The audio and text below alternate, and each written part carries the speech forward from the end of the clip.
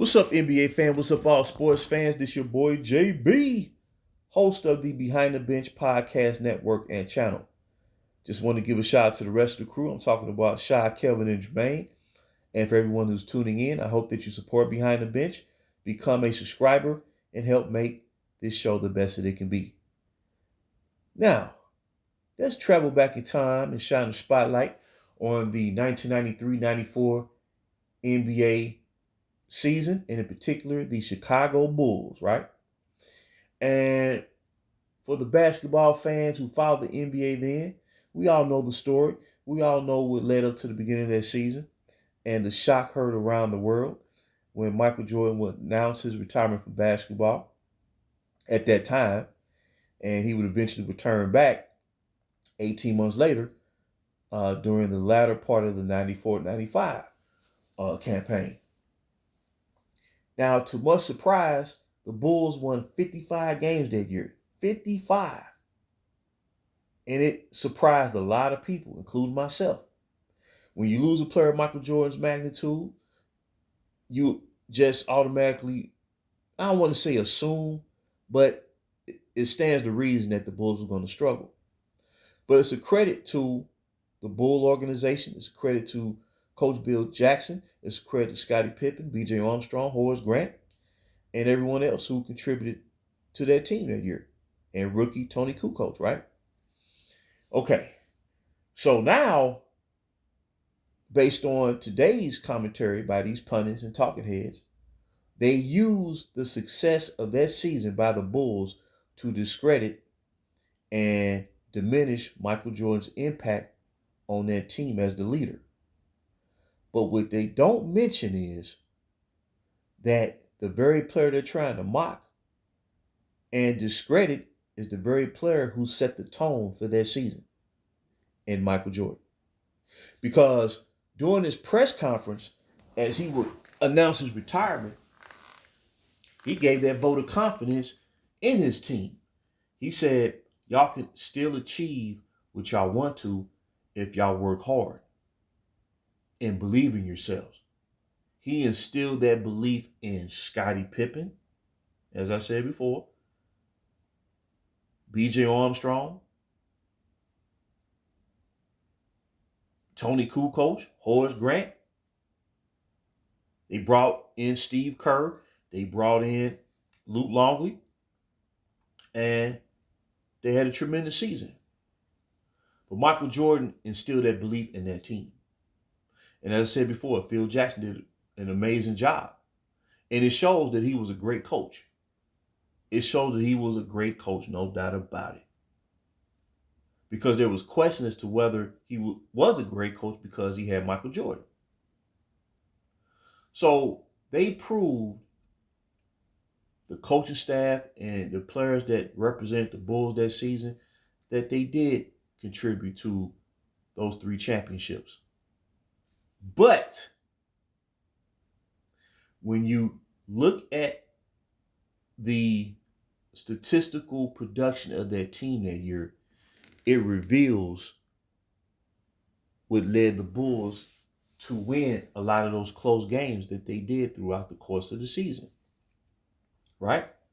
Now, if you go back to the previous season in 93 and you look at the metric in the comparison, the answer is right there if you do some research. Now, the Bulls always had a great defense during their championship run.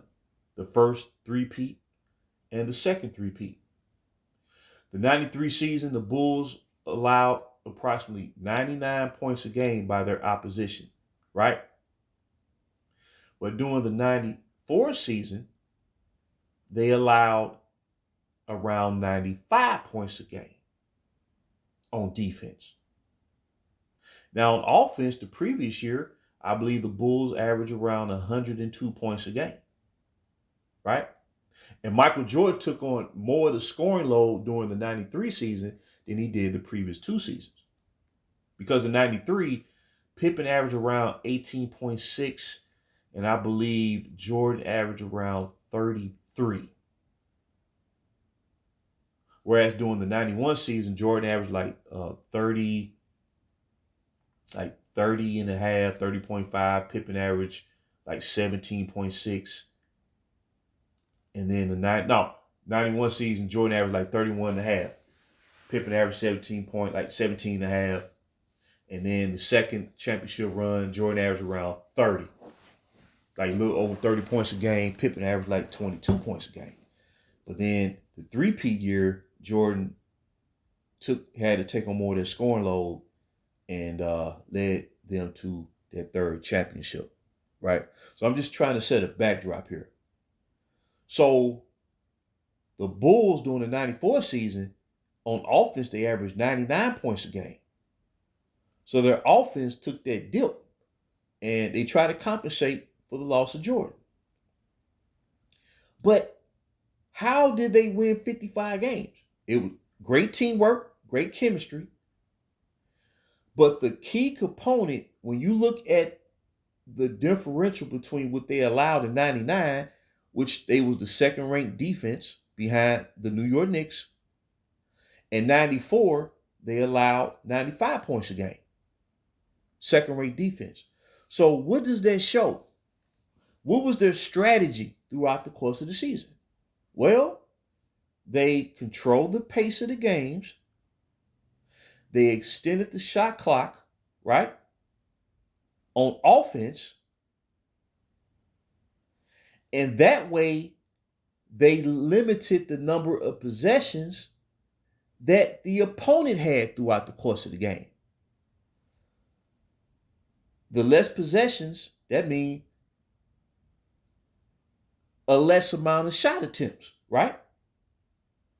So their defense was always in position to limit what the opposition can score game in and game out. And that was the impetus for them being so successful that year, right? To try to compensate for losing Jordan. Okay, so you go into the playoffs. They beat the Cleveland Cavaliers in the first round 3-0. And then they had that 7-game battle versus the New York Knicks, who went on to represent the Eastern Conference in the finals. And they lost to the Houston Rockets in 7 games, right? Now, I will say this. That call in Game 5 of this series on Scottie Pippen, to me, that was a horrible call. When he closed out on Hubert Davis, and they called a foul on Pippen, and Hubert Davis hit 2 free throws to seal the game, and the Knicks went up 3-2. Well, if they did not make that call, which they should not have, Hugh Hollins, I believe that was the worst call I've ever seen in the playoffs. The Bulls go up 3-2, and I believe they do close this series out and upset the Knicks. I believe that. Based on the circumstance leading up to that moment. I believe that.